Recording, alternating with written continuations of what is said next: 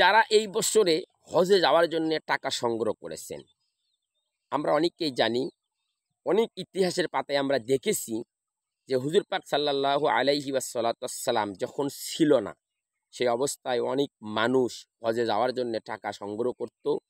এবং তারা যদি কোনো মানুষের কষ্ট দেখত, বা আমরা একটা এমন একটি ঘটনাও আমরা জানি যে একটা কাফেলার মানুষ এসে বর্ণনা করেছেন যে তুমি তো হজে যাও নাই, আমরা তোমাকে দেখলাম আগে আগে হজে চলে গেছো। তার মানে কি? তার মানে আল্লাহ রাব্বুল আলামিন মানুষের হজ কবুল করেন মানুষের অন্তর দিয়ে, মানুষের চাকচিক্য দিয়ে, টাকা পয়সা দিয়ে আল্লাহ হজ কবুল করে না। এমন একটি ঘটনা আছে যে কয়েকজন বন্ধু মিলে নিয়ত করেছে আমরা হজে যাব, কিন্তু সাথে একটা মুসি যে মানুষের জুতা সেলাই করে, সেও কিন্তু হজে যাওয়ার জন্য নিয়ত করেছিল। সেও এক পর্যায়ে টাকা পয়সা অনেক কিছু গোছ করেছিল। আসলে উনিও টাকা রেডি করছেন, আর যারা হজে যাবে তারাও রেডি করছে, কিন্তু সবাই মিলে একত্রিত নিয়ত করেছে আমরা সবাই একসাথে হজে যাব। কিন্তু এই বৃদ্ধ মানুষ, এই মুসিটা, সে দেখে যে একটা বৃদ্ধ মানুষ এসে কান্না করতেছে, বা এমনও ঘটনা হতে পারে মেয়ের বিবাহ দিতে পারতেছে না টাকার অভাবে। এই মুসিটা, তার মুসলমান মুসি, সে নিজের সম্পদ সঞ্চয় করা যে টাকাটা, এই টাকাটা সে ওই বৃদ্ধ বা মানুষের হাতে তুলে দেয়। তুলে দেওয়ার পর সে তার মেয়ের বিবাহ দেয়। কিন্তু যারা তাকে নিয়ে হজে যাবে, এই কাফেলা কিন্তু তাকে রেখে তারা যখন হজে যায়, তারা এই কাফেলা যায়, হজে যায়, দেখে যেই ব্যক্তিকে তারা রেখে এসেছে কিন্তু ওই ব্যক্তি হজে সবার আগে, আলহামদুলিল্লাহি রাব্বিল আলামিন। কিন্তু এই কাফেলার বন্ধুরা তাকে ডেকেছে, ভাই তুমি হজে আসো, মানে তার সাথে যোগাযোগ করার চেষ্টা করছে, কিন্তু তাকে ধরতে পারে নাই। সে যদি প্রথম রাকাতে নামাজ পড়ছে, এরা আসছিল দ্বিতীয় রাকাতে, সে প্রথম রাকাতে। আবার যখন সাফা মারোয়া গেছে, সেখানে দেখে যে সে সামনে, তারা পিছনে। আবার যেখানে যখন বাইতুল্লাহ কাবা জিয়ারত করছে, সেখানেও দেখে যে তারা পিছনে, বাইতুল্লাহ কাবার জিয়ারত করতেছে, সে সামনে। এইরকম ভাবে হাজারে আসওয়াদ পাথর, আরাফার ময়দান, মিনা বাজার, সর্ব জায়গাতেই শুধু একজন ব্যক্তি তারা খেয়াল করে দেখে যে তাদের সেই মুসিবন্ধু সবার আগে আগে সে প্রত্যেকটি জায়গাতে হজ করতেছে, আলহামদুলিল্লাহ। কিন্তু এই যে ব্যক্তিরা এরা মন খারাপ করলো, তারা চিন্তা করলো যে আসলে এত বড় একটা সে জালিয়াতি করলো, আমাদেরকে বললো সে হজে যাবে না, কি জন্য কারণে হজে আসবে না, এবং আমাদের সবার আগে সে হজে এসেছে আর আগে আগে হজ করলো।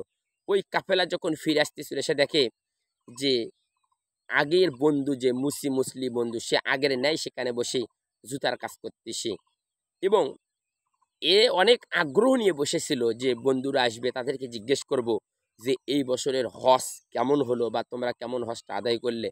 তার একটু বিস্তারিত ঘটনা শোনার জন্য মুসি বন্ধু সে ওই বন্ধুদের অপেক্ষায় যখন অপেক্ষায়মান হয়ে বসেছিল, কিন্তু এই যে 10টা বন্ধু তারা হজ করে আসতেছিল, বা আসার পথে তার সাথে দেখা না করে যাইতেছে, এখন এই মুসি কাফেলা বন্ধু তাদেরকে পিছনে পিছনে দৌড়ে যায় ডাকতেছে, তারা কথা সাড়া দিচ্ছে না, কারণ তারা রাগ করে আছে মুসির ওপরে। কিন্তু আসলে কি যে ঘটনা ঘটেছে এটা মুসিও জানে না।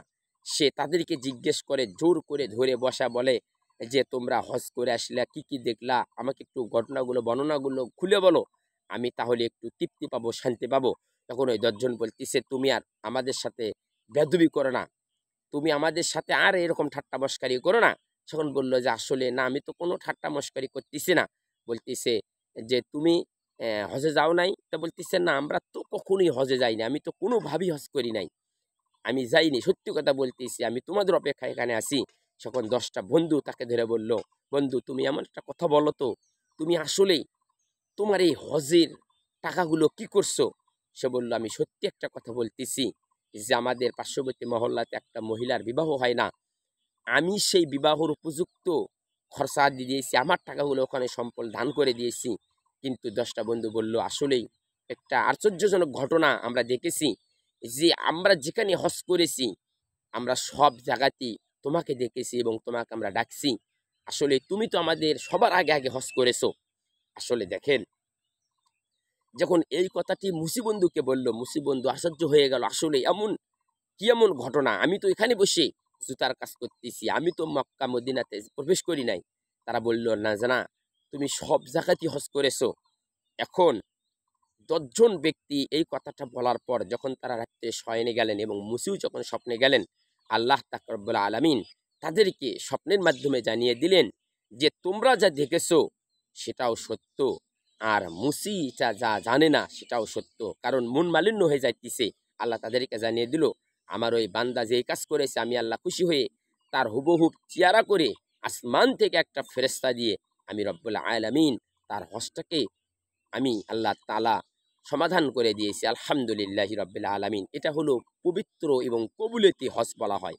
আমি আপনাদের এই ঘটনাটা দিয়ে এমন একটি বিষয় জানাতে চাই, বোঝাতে চাই, আপনারা যারা হজে যাওয়ার নিয়ত করেছেন, কোটি কোটি টাকা, লক্ষ লক্ষ টাকা দেবেন, আপনারা জানেন না এই হজের টাকা দিয়ে ওই মুনাফিক দেশ কয়েকটা বৎসর তারা আনন্দ উল্লাস ব্যাহাপনা এবং খারাপ যত পৃথিবীতে জঘন্যতম কাজ এরা করে থাকে। আমি বলবো বস্তুত এই বছরের হজের যেই টাকাটা আপনারা সঞ্চয় করেছেন, এই টাকাটা আপনারা যেই গোষ্ঠীকে তারা নির্মূল করার পায় তারা করতেছে, এই গোষ্ঠীর জন্য আপনারা দান করে দিন। আপনার ওখানে যাওয়া লাগবে না ইনশাল্লাহ। আল্লাহ রাব্বুল আলামিন আপনাদের হওয়াজ ফেরেশতা দিয়ে করে দেবে ইনশাল্লাহ। কারণ ওই গোষ্ঠী কোনো কোনো নির্মূল গোষ্ঠী নয়, কোনো সাধারণ গোষ্ঠী নয়। যেখানে বাইতুল মুকাদ্দাস অবস্থিত, যেখানে আল্লাহ রাসূল নামাজ পড়েছেন, যেই মসজিদে 1 রাকাত নামাজ পড়লে 500 রাকাত নামাজের সওয়াব পাওয়া যায়, আলহামদুলিল্লাহ। এই বাইতুল মুকাদ্দাসকে আমরা হালালভাবে দেখতে পারি না। ওই বাইতুল্লাহ কাবার চাইতেও সবচাইতে কোটি কোটি গুণ বড় হলো ওই বাইতুল মুকাদ্দাস জেরুজালেমের মসজিদ, যেই মসজিদে আমার নবীজি প্রত্যেকটি 1,24,000 মতান্তরে 2,24,000 নবী রাসূলের রূহ, তারা আবার আত্মারূপে আমার রাসূলের সাথে এসে তারা সশরীরে নামাজ আদায় করছে, আলহামদুলিল্লাহ। যেখানে মসজিদ, এই মসজিদ এমন একটি মসজিদ যে মসজিদ নবী সুলাইমান আলাইহি ওয়াসসালাম জিন জাতিদেরকে দিয়ে এই মসজিদ তৈরি করেছিল। তার মৃত্যুর পরেও আল্লাহ রাব্বুল আলামিন তাকে 39 দিন ওই মসজিদের ভেতরে দাঁড় করে রাখছিলেন, যাতে জিনেরা তাকে দেখে কাজ না বন্ধ করে। সে থাকাকালীন জিনেরা কাজ করতো, সে চলে গেলে কাজ করতো না। আল্লাহ রাব্বুল আলামিন কি না করতে পারে। সেই মসজিদ আজকে ধ্বংসের দ্বার প্রান্তে এই গোষ্ঠীরা যারা ষড়যন্ত্র করতেছে, অবশ্যই আমরা মুসলিম হিসেবে আমাদের করণীয়, আমরা ওখানে যুদ্ধ করতে না পারি, আমরা তাদেরকে সার্বিক সহযোগিতা করতে পারি ইনশাল্লাহ। আসুন আমাদের এই বছরের হজের টাকা আমরা ওইখানে আর যাব না, আমরা নিজ নিজ উদ্যোগে এই টাকাগুলোকে আমরা ওখানে যে দান করি, আপনারা দেখতে পারবেন হজ করে আসার পরে কিন্তু হজ কবুল হয় না, এর কোনো দলিল নাই। কিন্তু অনেক দলিল আছে যে দান করার পরে আল্লাহ রাব্বুল আলামিন অটোমেটিক তাদের হজ ফেরেশতার মাধ্যমে করে দেয়, আলহামদুলিল্লাহ। যারা যারা হজে যাওয়ার নিয়ত করেছেন, আমি আপনাদের আহ্বান করব, আপনারা যদি এভাবে গুপ্তভাবে আদায় করে থাকেন তাহলে আপনারা আল্লাহর কাছে হাজির হবেন।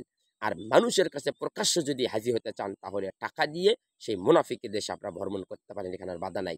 যদি হজ করতে চান তাহলে এই বছরের হজের টাকা আর ওই মুনাফিক দেশে না লাগাইয়া অসহায় গোষ্ঠীদের পেশা দাঁড়ান, অবশ্যই আল্লাহ রাব্বুল আলামিন আপনাকে আমাকে এর কামিয়াব দান করবে ইনশাআল্লাহ। তো ভালো থাকবেন, সুস্থ থাকবেন।